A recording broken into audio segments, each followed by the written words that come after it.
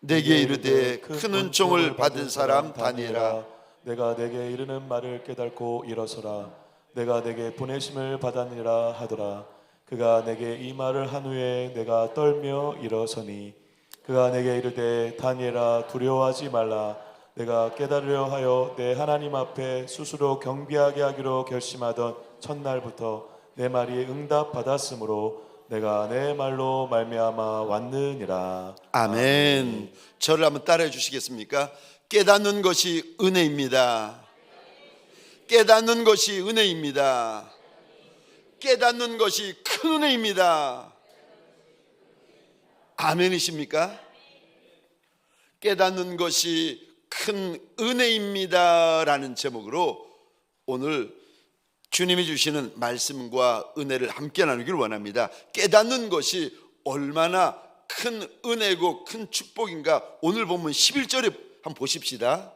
깨닫는 사람을 가리켜서 하나님께서 보내어 주신 천사장 가브리엘이 이렇게 부르고 있습니다. 큰 은총을 받은 사람이다. 깨닫는 것이 얼마나 큰 은혜고 얼마나 큰 은총이고 얼마나 큰 축복인지 모릅니다. 심지어 잠언 3장에서는 깨닫는 것을 가리켜 생명나무다라고까지 우리에게 일러주십니다. 그러니까 여러분, 저와 여러분들이 말씀을 듣다가 말씀을 읽다가 삶을 살아가다가 기도하다가 찬송하다가 예배를 드리다가 우리 가운데 깨닫는 은혜가 부어질 때 이게 얼마나 큰 은혜고 얼마나 큰 역사고 얼마나 큰 축복이 되는 것을 여러분들이 아셔야 됩니다. 깨닫고 나면 길이 보입니다. 깨닫고 나면 살 길이 보이고 열릴 길이 보이고 해야 될 길이 보입니다. 여러분 깨닫잖아요. 그러면은 그 인생이 육이든 영이든 견고하여지는 역사가 있습니다. 다니엘서 4장 26절 하반절인데 제가 읽겠습니다. 왕이 깨달은 후에야 왕의 나라가 견고하리이다. 특별히 하나님께서 사업을 하게 하신 분들에게는, 사장님이 되신 분들에게는 깨닫는 은혜가 더 필요합니다. 왜요? 내가 깨달아야 내 가정뿐만이 아니라 내 사업장이 견고하여질 수 있고 더 견고하여질 수 있기 때문에 그런 겁니다. 그래서 믿음의 거부에게는 깨닫는 역사가 많습니다. 시편 49편 20절입니다. 존귀하나 깨닫지 못하는 사람은 멸망하는 짐승 같도다. 아무리 높은 자리, 아무리 귀한 자리, 아무리 존귀한 자리에 있어도 그에게 깨닫는 은혜가 없으면 그의 결국은 멸망당하는 짐승 같다. 주님께서 일러주십니다. 사랑하는 성도님들에게 소원합니다. 내가 아무리 작고 아무리 어리석고 미련해도 깨닫는 은혜, 깨닫는 역사가 부어지는 밤이 되시기를 주의 이름으로 축원합니다. 누가 이 깨닫는 은혜를 주십니까? 첫 번째요, 하나님이 주십니다. 하나님만이 저와 여러분들의 어리석은 마음, 미련한 마음, 둔한 마음을 여시고 깨닫는 은혜를 부어주십니다. 다니엘서 1장 17절입니다. 우리 같이 한번 읽겠습니다. 시작. 하나님이 내 소년에게 학문을 주시고 모든 서적을 깨닫게 하시고 지혜를 주셨으니 다니엘은 또 모든 환상과 꿈을 깨달아 알더라. 아멘. 아멘.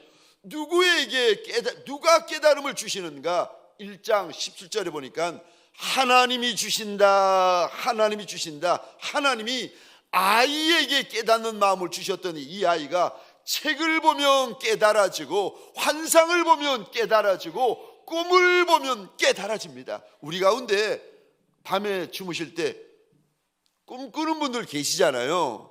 근데 꿈을 통하여 하나님께서 보여주시고 알려주시는데 꿈은 꾸는데 깨닫는 것이 없는 분들이 계십니까? 하나님이 열어주시면 볼 때 깨달아지는 은혜가 부어지고 하나님이 열어주시면 볼 때 깨달아지는 역사가 부어집니다. 신명기 29장에 보시면 이스라엘 백성들이 하나님의 큰 권능으로 출애굽을 합니다. 그런데 출애굽의 감격, 출애굽의 감사가 3일을 못 갑니다. 그리고는 그때부터 광야 끝나는 날까지 늘 원망하고 늘 불평하고 늘 불순종하고 늘 불신앙으로 살아갑니다. 하나님을 믿어요. 그런데 불기둥 구름기둥으로 따라가면서도 늘 입에 늘 마음에 원망, 불평, 불순종, 불신앙이 가득가득해 있습니다. 그랬더니 하나님의 역사를 이들이 보면서 무엇이 없는가 보니 깨닫는 마음이 없습니다. 신명기 29장 3절과 4절인데 우리 함께 보도록 하겠습니다. 시작. 곧 그 큰 시험과 이적과 큰 기사를 내 눈으로 보았느니라. 그러나 깨닫는 마음과 보는 눈과 듣는 귀는 오늘 여호와께서 너희에게 주지 아니하셨느니라. 아멘, 아멘. 3절에 보니까 육신의 눈으로는 봐요. 육신의 입으로는 그거 주시는 거 먹어요. 그런데 무슨 은혜, 무슨 역사가 없는가 하면은 깨닫는 은혜는 없고 깨닫는 역사는 없어요. 하나님이 주시는 것을 먹어요. 하나님이 주시는 걸 봐요. 육신의 눈은 보고 육신의 귀는 듣고 육신의 입은 먹고 있으면서도 하나님이 주시는 깨닫는 은혜는 없고 깨닫는 역사는 없었다고 모세가 탄식을 하며 말씀을 하고 있습니다. 하나님이 보게 하셔야 볼 수 있습니다. 하나님이 듣게 하셔야 들을 수 있습니다. 하나님이 알게 하셔야 깨달을 수 있습니다. 사랑하는 성도님들에게 소원합니다. 오늘 우리 주님께서 저와 여러분들의 작은 마음 가운데 깨닫는 은혜를 부어주시는 밤이 되시기를 주의 이름으로 축원합니다. 두 번째, 누구에게 하나님은 깨닫는 은혜를 부어주십니까? 누구에게 부어주시는가? 결심하는 인생에게 부어주십니다.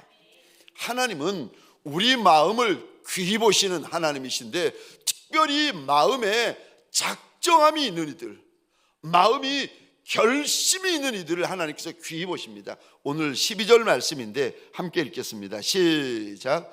그가 내게 이르되 다니엘아 두려워하지 말라. 내가 깨달으려 하여 내 하나님 앞에 스스로 겸비하게 하기로 결심하던 첫날부터 내 말이 응답받았으므로 내가 내 말로 말미암아 왔느니라. 아멘. 12절 이 단어 보시겠습니까? 결심했다.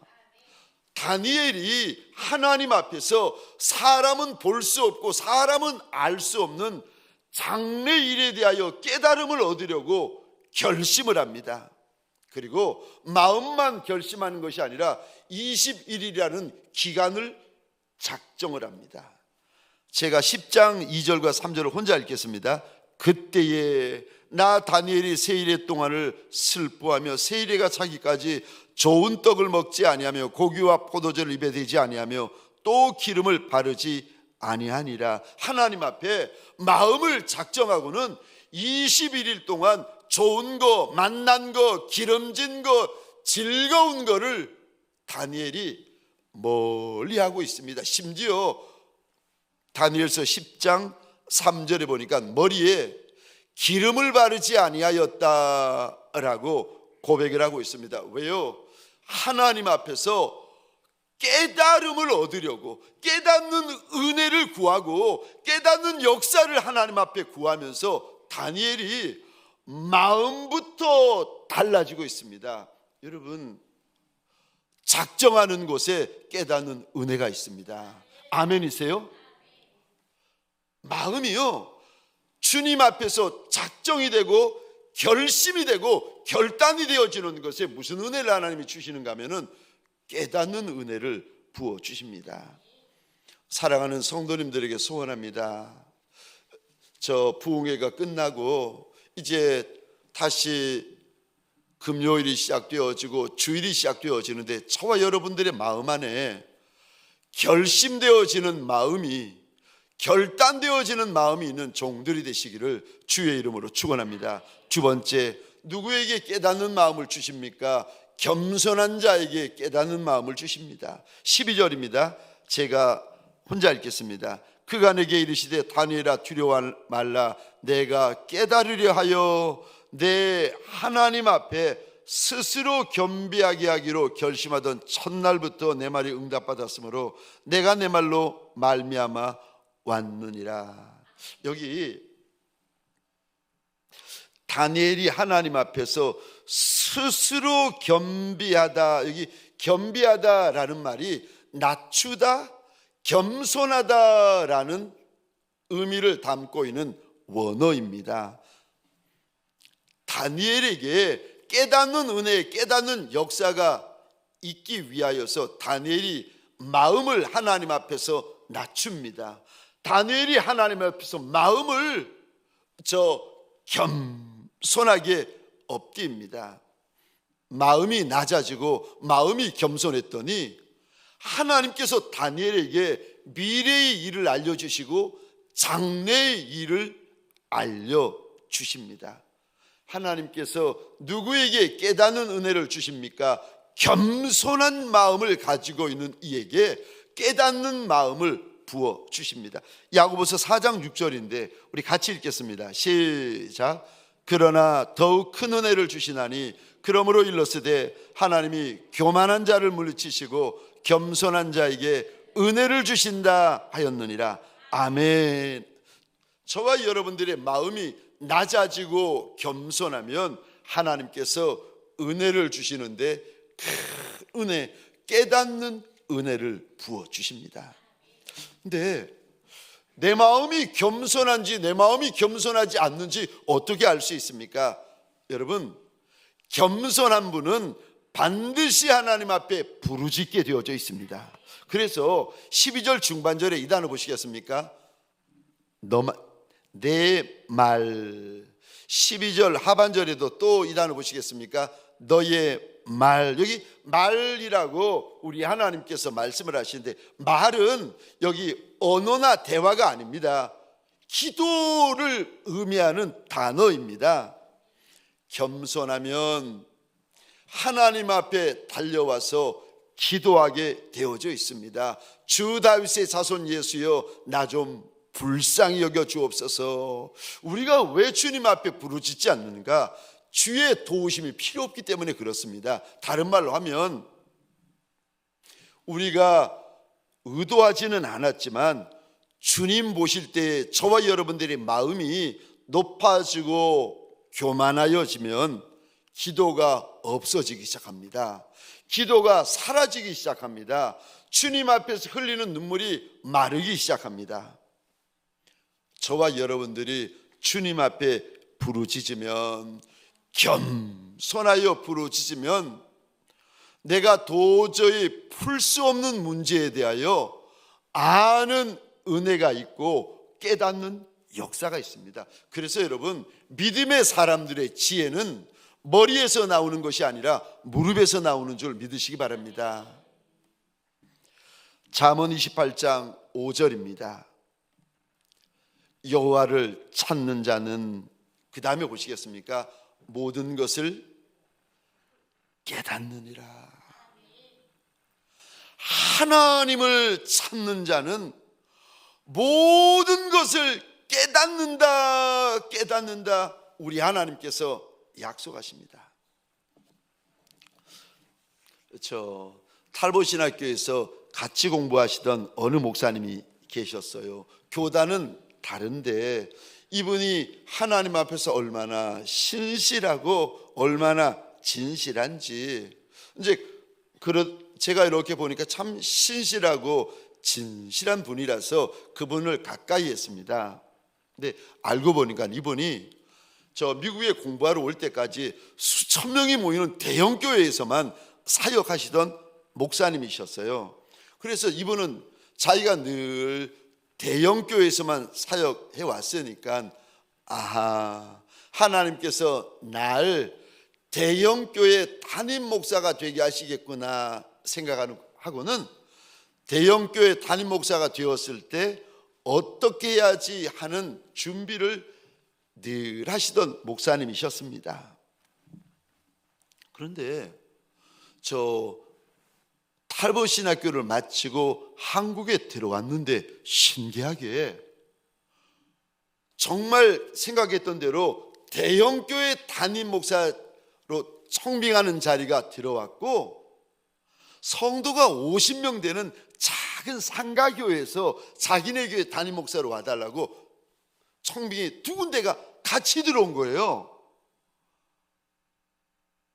그래가지고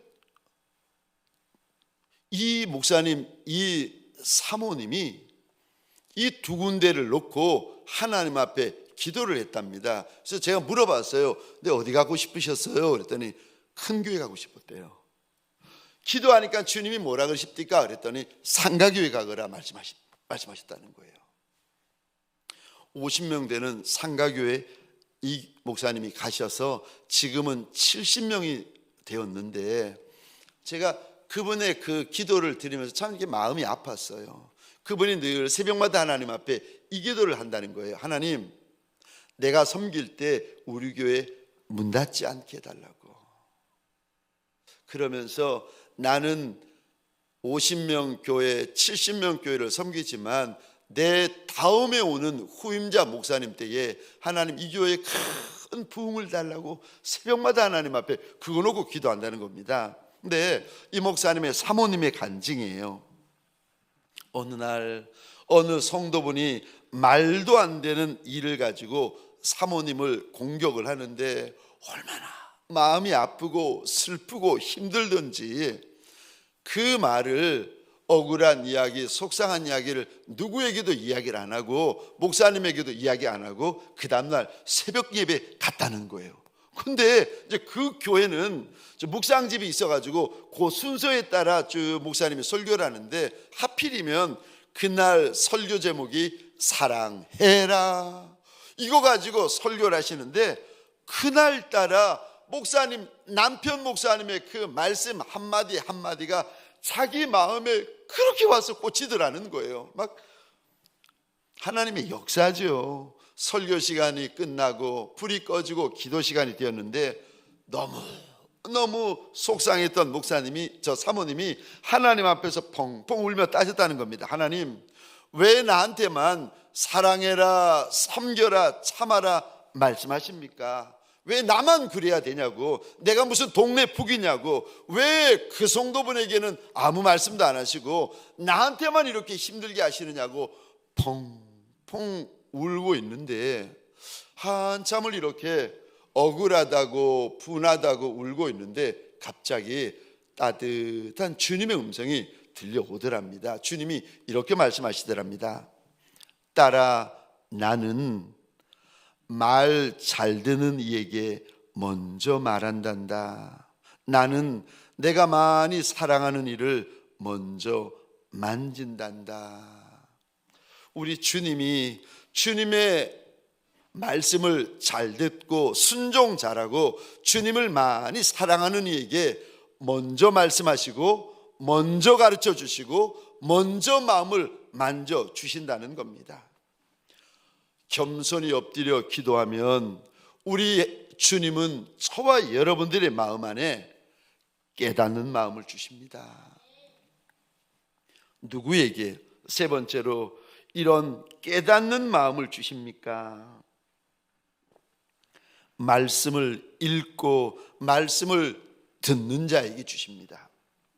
왜 우리 주님은 깨닫는 마음을, 깨닫는 은혜와 깨닫는 역사를 말씀을 읽고 말씀을 듣는 이에게 주십니까? 왠 줄 아십니까? 왜냐하면 주의 말씀은 내 발의 등이요 내 길의 빛이기 때문에 그렇습니다. 그래서 여러분, 말씀을 가까이 하시잖아요. 그러면 그분에게는 주님께서 주시는 깨닫는 은혜가 있어요. 어디로 가야 될지를 알고 무엇을 해야 될지를 아는 은혜, 깨닫는 은혜가 있습니다.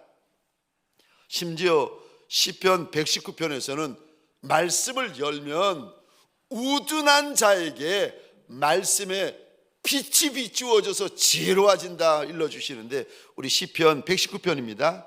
130편, 144편 화면을 보면서 같이 읽겠습니다. 시작. 주의 말씀을 열면 빛이 비추어 우둔한 사람들을 깨닫게 하나이다. 주의 증거들은 영원히 의로우시니 나로 하여금 깨닫게 하사 살게 하소서. 아멘. 아멘. 어리석어서 근심이고 미련해서 걱정인 분들이 계십니까? 말씀을 가까이 하시기 바랍니다. 말씀을 가까이 하시면, 말씀을 읽고 말씀을 듣고 말씀을 생각하고 말씀을 묵상하면 말씀에서 저 빛이 비추어져서 우둔한 자에게라도 깨닫는 은혜를 주신다. 깨닫는 은혜를 주신다. 일러주십니다. 그러니까 여러분, 저 성경을 읽는 것이 너무 귀하고, 이런 저 집회, 부흥회가 있었는데 집회 때 여러분 참석해서 말씀에 집중하여 듣는 것이 너무 귀합니다. 왜냐하면 저와 여러분들이 답을 알 수 없는 그 문제에 대하여 하나님께서 답을 알려주시고 답을 들려주시고 답을 깨닫게 해주세요. 저도 개인적으로 사실은 이번 부흥회 끝나고 나면 내가 하나님 앞에 두 가지를 물어봐야지. 하나는 하나님 이거 허락해 주실 수 있느냐고 물어보고, 두 번째는 하나님 내가 이렇게 헌신하고 싶은데 이거 허락해 주시겠느냐고. 내가 하나님 앞에 헌신하기 전에 그분이 나한테 허락해 주실지, 헌신하지 말라고 말씀하시지 내가 물어봐야지. 그래서 내가 두 번을 하나님 앞에 응답을 받아야지, 이런 마음을 가지고 있었습니다. 부흥회가 끝나고 나면은 기도를 시작하려고 집사람에게도 두 가지 내가 그런 마음의 작정을 가지고 있고, 부흥회 끝나면 기도를 시작한다고 일러 주었는데, 부흥회가 시작되고 주 지나고 첫날, 둘째 날, 셋째 날 이렇게 시간이 지나는데, 말씀을 제가 사회자니까 말씀을 읽으려고 강대산에 올라와서 말씀을 읽는데 갑자기 그 말씀이 나한테 제가 지금 고민하고 있는 문제 주시는 첫 번째 말씀인 거예요. 그래서 제가 너무 놀라가지고 막 이게 제가 마음이 막 흔들려가지고 말씀을 읽다가 어제 감정이 이렇게 흔들리면 안 되지 않겠습니까? 그래서 정신을 차리고 말씀을 읽고 내려갔는데, 내가 착각했나 싶어서 말씀을 듣고 있는데, 말씀 시작부터 말씀 끝나는 그 시간까지 저한테 주시는 그 응답이 맞는 거예요. 제가 마지막에 이 목사님 또 마지막에 꼭 적용 찬송을 부르시더라고요. 무슨 찬송을 부르시나 보자 싶었는데, 찬송이 하나님 앞에서 하나님 나의 고백입니다라고 제가 늘 고백하는 찬송이 있는데 마지막으로 또 그 찬송을 부르시는 거예요. 제가 시작부터 예배 끝나는 그 순간까지 하나님 앞에서 얼마나 눈물을 흘렸는지. 근데 바로 뒤에 장로님들이 계시거든요. 부끄러워가지고 눈물을 못 닦겠는 거예요. 근데 그래서 아무도 모르는 줄 알았더니 강사 목사님이 보신 모양이에요. 목사님이 예배 시작부터 끝날 때까지 계속 울고 계시더라고. 제가 내가 하나님 앞에 하나님이 허락해 주시면 하고 싶다고 그랬는데, 내가 예배를 부흥회 마치고 나면 그거 물어보려고 그랬는데 하나님이 먼저 말씀해 주시네요.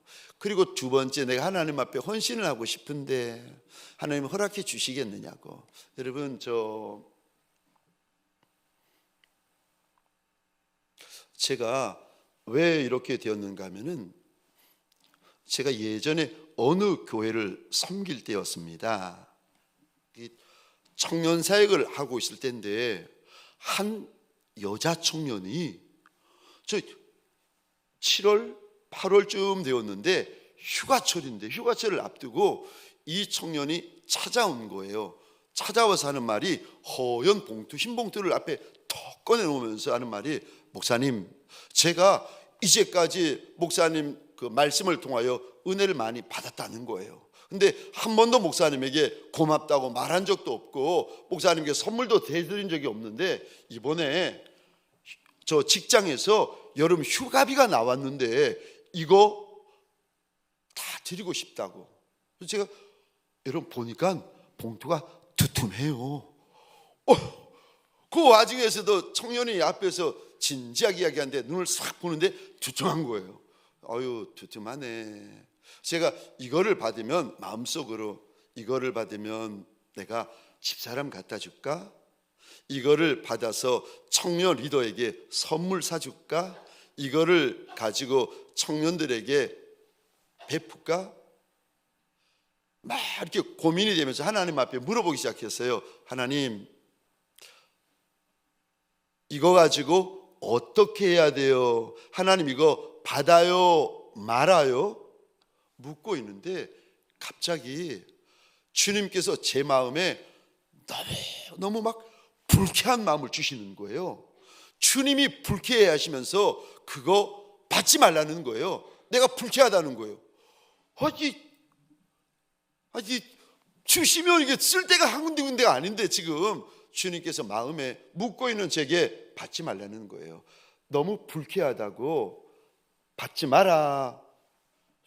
그래서 뭐 안 받으면 되니까요. 그래서 제가 청년에게 웃으면서 그럼 제가 마음만 받을게요 돌려드리는데, 이 청년이 얼마나 고집이 센지 쇠고집이에요. 안 된다고, 목사님이 이거 받으셔야 된다고. 그리고는 아니 돌려주려고 하는데 이 청년이 벌떡 일어나더니 가버리는 거예요. 이거 어떻게 할 수도 없어가지고 주님은 분명히 불쾌히 여기시면서 받지 마라 말씀하셔가지고 쓸 수도 없고 줄 수도 없고 할 수 없이 제 서랍, 제일 첫 번째 서랍에 집어넣어놨어요. 그리고 한 주가 지났는데 청년 신방 중이었는데 교회에서 막 연락이 오는데 야단이 났다는 거예요. 전화를 받았는데 한 목사님이 전화가 와가지고 하는 말이, 목사님 지금 목사님 때문에 교회가 발칵 뒤집혔다는 거예요.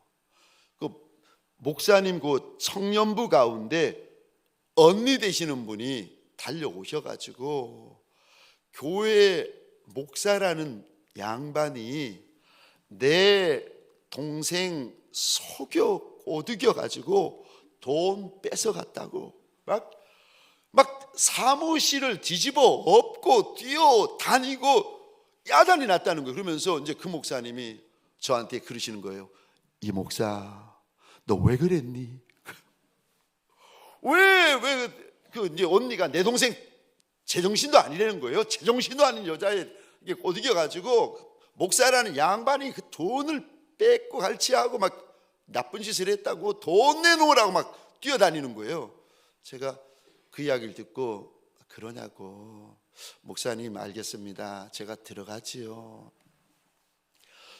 사무실에 이렇게 교회 사무실로 들어가니까 그 여자분이 막 화가 나가지고 얼굴이 벌겋게 돼가지고 저쪽 벽에 서 계시는 거예요. 제가 그분을 이렇게 보고 제 자리로 들어가서 서랍을 열고는 첫 번째 서랍에 두었던 그 흰 봉투를 꺼내가지고 그분에게 손에 쭉 쥐어드리면서 이것 때문에 오셨죠? 가지고 있었다고. 잘 오셨다고. 돈봉투를 받으시고는 이 양반이 깜짝 놀라시더니 아무 소리 안 하고 가버리시는 거예요.